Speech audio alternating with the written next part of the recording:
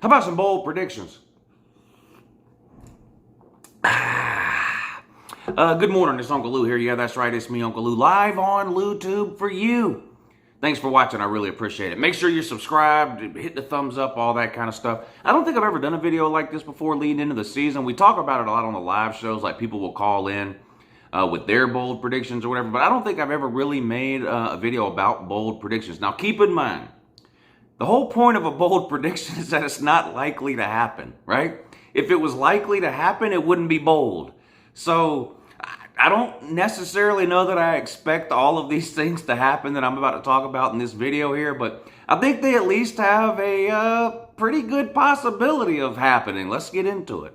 All right, this first one is one I've been talking about for a while. Going back to last January, pretty much the moment the season ended. I think Tennessee is going to blow out Florida this year in Jacksonville. And that is a bold prediction. The line is out on this game, and Tennessee is favored by 7.5. I know it's been a long time since Tennessee has won in Gainesville. Last year was the first time Tennessee has beat Florida, I think, since 2016, and they've only beat them, 2 or 3 times in like the last 17, 18 years, something like that. So, but the line is 7.5. It's early in the season. Tennessee's got a new quarterback. They lost a couple of really good wide receivers. Lots of question marks for Florida, too. But the idea, really, that Tennessee would blow Florida out is a bold prediction. But I just have a feeling that Tennessee is going to come into this game with Florida looking to prove a point. Tennessee was way better than Florida last year and struggled at home to beat Florida. Florida kicked an onside kick at the end of that game, got it, and could have scored to win the game. It was just a crazy... Tennessee led the whole game, but they just couldn't put Florida away. So last year's game was definitely not a blowout in Knoxville. I'm expecting a blowout on the road this year in Gainesville. I think Tennessee goes down there and beats Florida by 20, 30 points, at least 3 scores, 3 touchdowns maybe. They're favored right now by 7.5. Now, that line could change. Florida plays Utah in week 1, and for some reason, Florida travels out to Utah and gets absolutely mollywopped. Then this line is going to move drastically in Tennessee's favor, right? However, if Florida were to go out there and pull off the upset against Utah, the opposite would happen, right? The line would probably come back towards Florida some. Either way, whatever happens with Florida and Utah week 1, I'm sticking with this bold prediction. I've been banging this drum, like I said, since literally the last season ended, going all the way back to January. I think Tennessee goes down to Gainesville and absolutely destroys Florida. All right, this next one might be even bolder than that. I can't believe I'm going to say this. I think Vandy makes a bowl game. Look, anytime you're predicting Vandy to make a bowl game, that's bold as hell. I do think Vandy is definitely going to be better this year than they've been in the last few years. This could be their best season since James Franklin. Now, I don't think they're getting anywhere close to 9 wins, so I don't want it to come across the wrong way. I'm not that big of an idiot. And they've probably got to sweep their non-conference schedule, Vandy, if they want to make a bowl game and get to 6 wins. The Vegas win total on Vandy is over 3.5. And I absolutely love the over. And I don't think that's a bold prediction. All they've got to do is win 3 of their 4 non-con games and 1 conference game. That would put them over 3.5 to 4 wins. Or they could just sweep the non-con. That's 4 wins there. Let's put Vanderbilt's schedule up on the screen and try to figure out how many of these games they might be able to win. But my bold prediction, they're going to make a bowl game. Let's look at the schedule.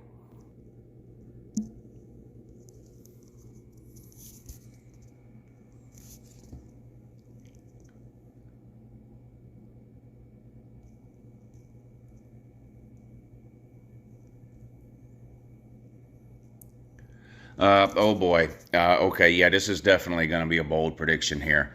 Okay, they host Hawaii. Is that a week 0 game? Anyway, they host Hawaii. I think they beat Hawaii. First of all, I just think they're a better team than Hawaii. They beat Hawaii last year in Hawaii. This is a ridiculous travel for Hawaii to make. Multiple weeks to prepare. All this guy. Well, I'll tell you this. If Vandy doesn't beat Hawaii, then both of my predictions are wrong. My just regular prediction that Vandy wins over 3.5 games and my bold prediction that they make a bowl game are both down the toilet if they don't beat Hawaii. But that's definitely a game they can win. Home against Alabama A&M, definitely a game they can win. And then 2 road games in the non-con at Wake Forest, at UNLV. And I'm going to be honest, in order for my bold prediction to come true, they've probably got to win both of these. I think the most likely scenario is probably that they split these. They probably lose on the road at Wake Forest. I know Wake Forest lost Sam Hartman off to Notre Dame, but it's the offensive system, I think, that Wake Forest runs that's so good. Not that Sam Hartman isn't good. I think he's going to have a great year at Notre Dame. I think Sam Hartman's really good. But I don't know. That's going to be a tough task, I think, for Vandy to go on the road and win at Wake Forest. At UNLV, much more reasonable there. So probably 3 wins in the non-con. Possible they could get to 4. And then they start the SEC schedule at home against Kentucky. They'll be an underdog. Home against Missouri, they'll be an underdog. At Florida, who they beat last year, but they'll be an underdog probably this year. And then home against Georgia. We'll start with Georgia. They're obviously not winning that game. They'll be probably a 30-something point favorite or underdog in that game. Can they win one of these other 3? They're going to have to win one of these 3 in order to get to a bowl game. Kentucky, Mizzou, or Florida. Oh, man. I don't know. Then they have a bye week after Georgia. On the road at Ole Miss. That's going to be tough. Home against Auburn. Is there a way they could beat Auburn? Well, of course there's a way. You're talking about 2 teams who have played, 40 or 50 times throughout history, and the series is tied. That's right. Auburn and Vandy are tied all time. Home game for Vandy. They'll be an underdog. At South Carolina, again, they'll be an underdog. Another bye week. They have 2 bye weeks because they play Hawaii in week 0. On the road at Tennessee, massive underdog there. This is bolder than the last prediction for sure. There's definitely a better chance Tennessee blows out Florida than there is that Vandy makes a bowl game. But Uncle Lou's bold prediction: Vandy finds a way, gets to 6 wins, and makes a bowl game. How about a playoff prediction? A bold playoff prediction. Not 1, but 2 of this year's 4 playoff teams will be first-time playoff participants. I think 2 of the 4 teams that make the playoffs this year, it could happen. Bold prediction. 2 of the 4 teams to make the playoffs this year will be their first time making the playoffs. So let's take a look at some possible candidates here, just using like the top 15. Now, clearly you could have some team just come totally out of the blue like you did last year with TCU, but that's just impossible to really predict in any meaningful way. I mean, you're talking about picking a team that was in the 50s or 60s last year in the preseason. It's just a waste of time. So let's just go with like the top 15 or so, top 15 or 20. Which teams within the top 15 or 20 that have never made the college football playoff at least have some kind of a chance to make it? And then is there any way 2 of them can make it for this bold prediction? So let's start out west. Southern Cal, I think, is the obvious one here, not just out west, just in general. I think if there's one team in college football that hasn't made the playoffs, that's sort of got the best chance or the most hype or buzz about making the playoffs this year that's never made it, it's Southern Cal. So I think clearly you have to include them in this list of teams that have not made the playoffs that could make it this year. So you got Southern Cal. Sticking in the Pac-12, Utah. Utah has won the Pac-12 title 2 years in a row. They beat Southern Cal last year, not once but twice. Now, they're not favored to win the Pac-12 this year, but that's kind of the point. They're never favored to win the Pac-12. They're picked to finish 4th in the Pac-12 this year. Cam Rising comes back. We'll see. But if somehow they found a way to get into the playoffs, that's another team that it would be their first time making the college football playoff. Moving sort of across the country here, Texas. I think other than Southern Cal, Texas is probably the team that gets mentioned the most in terms of making the college football playoff this year when you're talking about teams that have never made it. So I think they've got a possibility. The Big 12 is sort of down. At least that's the perception people have of the Big 12 heading into the season. Oklahoma expected to be improved over what they were last year, but no one picking Oklahoma to make the playoffs or really even to win the Big 12. Kansas State won the Big 12 last year. TCU made the college football playoff last year, but both of those teams lost significant pieces. And neither of those two teams, TCU or Kansas State, really recruit at the level to be able to repeat success year after year. This is sort of a problem with a lot of the mid-level teams. They're capable of having a really good year, but it tends to be kind of a one-off deal. We see Northwestern has done it in the past. We've seen teams like Minnesota do it in the past. Oregon State last year won 10 games. But it's the sustained success that these teams have problems with. So we'll see if Kansas State and TCU can be as good in 23 as they were in 22. But so Southern Cal, Texas. What about Tennessee? Tennessee has never made a college football playoff. They were really close last year. I think they were 5th or 6th in that final playoff poll, losing to South Carolina late in the season clearly eliminated any chances they had of getting in. But they're in the same division as Georgia. Doesn't mean they can't get in, though. We've seen two teams from the same division get into the college football playoffs. In fact, it happened last year with Michigan and Ohio State. So obviously, in order to get in, they've got to finish the regular season with 1 loss or less. No 2-loss team has made it in. So they either need to win the East, get to Atlanta, and win the SEC championship with 1 loss or less, get to the SEC championship 12-0, lose the SEC championship, but get in at 12-1. Or they could go 11-1 in the regular season. They're only lost to Georgia. If Georgia is 12-0 or 11-1, Georgia would get into the SEC championship over Tennessee via the tiebreaker. And then Tennessee's sitting there at 11-1, sort of the Ohio State situation from last year. They're ranked around the 10 spot in almost every single ranking you look at. They're 8, 9 in some rankings, 10, 11, 12, 13, and others are in that general range there. I think you'd have to include them on a list, at least include them on the list if you're talking about potential teams to make the playoffs this year that have never made it before. So Southern Cal, Texas, Utah, Tennessee, Wisconsin. Now, this might be the biggest long shot of all. They're coming off a pretty disappointing year last year, and they got a brand new coaching staff, and they're looking to completely overhaul the offense. Or are they? They brought in an offensive coordinator that runs an air raid, but they've got Braylon Allen there and a bunch of NFL offensive linemen who run block. They may slowly transition into that air raid. It would seem strange to me to have Braylon Allen and not use him accordingly. So we'll see. Tanner Mordecai transfers in from SMU. To play quarterback. Of course, Luke Fickell, the head coach from Cincinnati. And Luke Fickell's already proven he could take a team to the playoffs. He did it at Cincinnati. So Wisconsin, never been to the playoffs. Haven't won the Big Ten in forever. In fact, no one from the Big Ten West has won the Big Ten since they split into divisions, 9 years ago?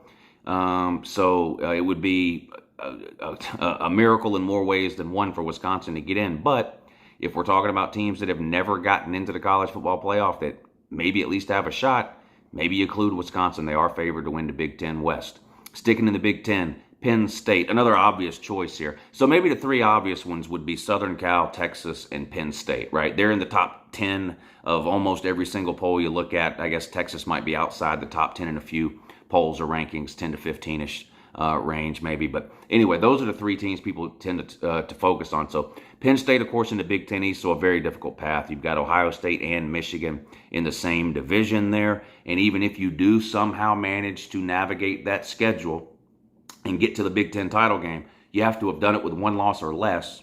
And then you got to win the Big Ten title game if you have 1 loss, because a 2-loss team's just not getting in. But Penn State's another team that's got a ton coming back on offense and defense. They've got a new quarterback, but I think that's an upgrade for them. I never liked Sean Clifford. All he ever seemed to do was lose big games. Drew Allar, if he lives up to the hype and sort of the reputation that he has, I think he'll far surpass anything Penn State ever got from Sean Clifford.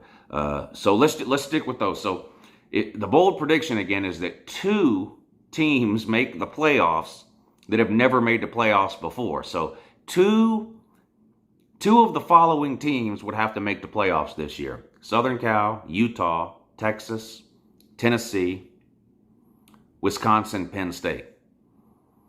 My bold prediction is that 2 of those teams make the playoffs. I would lean Southern Cal and Texas. All right, now this one might not be that bold of a prediction at all. Marvin Harrison wins the Heisman Trophy.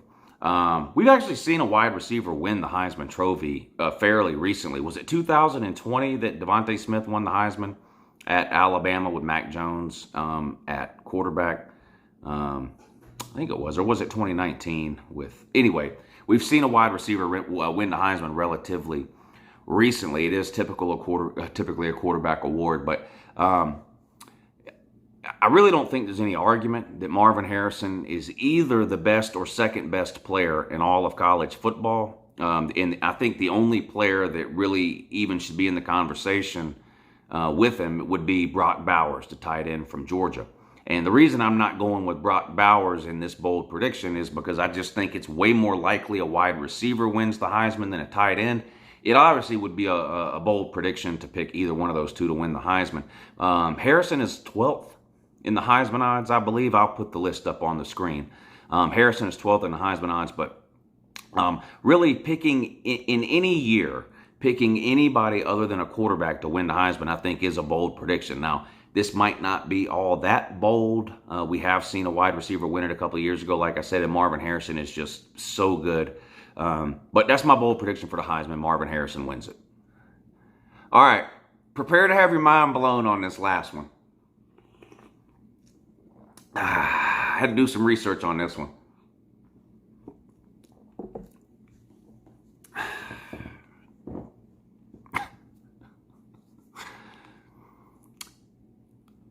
Clemson and Alabama are going to combine for 6 losses in 2023.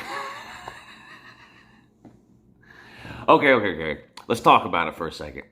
Let's take a look at it. All right, now this is pretty bold here. Both of these teams, Bama's ranked in the top 5 in almost every single ranking. Clemson's ranked in the top 15 in almost every single ranking heading into this season. They've both won multiple college football playoff championships over the last, since 2016, they've each won 2 college football national championships. Alabama is just a juggernaut.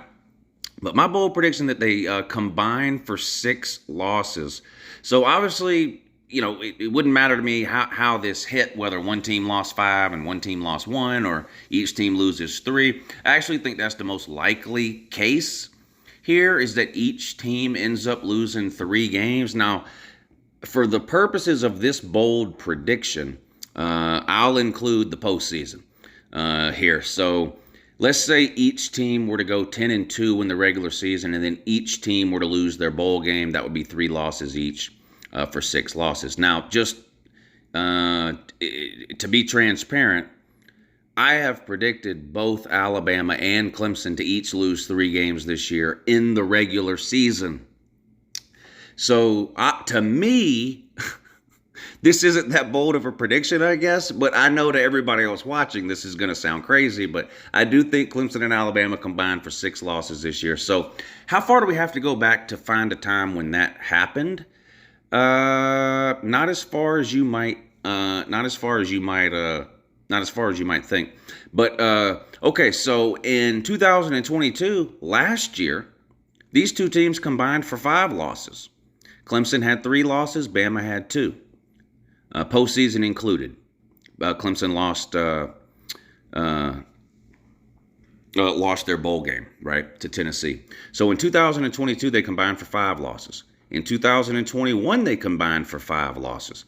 Clemson actually did lose 3 regular season games in 2021, and Bama lost 2. So they combined for 5 losses in 22, 5 losses in 21.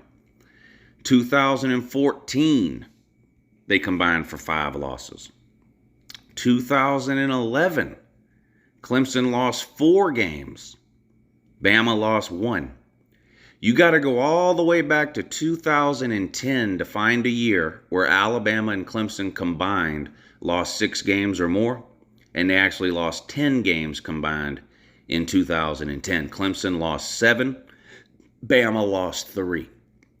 So it's been 13 years since these 2 teams combined lost 6 games in the same season. But it's going to happen in 2023. Alabama and Clemson are going to combine for 6 losses. All right, there you go. Some bold predictions from Uncle Lou for the 2023 college football season, which is now only, 5 days away? It's Monday morning when I'm recording this. Week 0 is Saturday. So it'll be here before you know it. If you enjoyed this video, hit the thumbs up. If you want me to maybe do another one of these, I can try to come up with another 4 or 5 bold predictions for this college football season.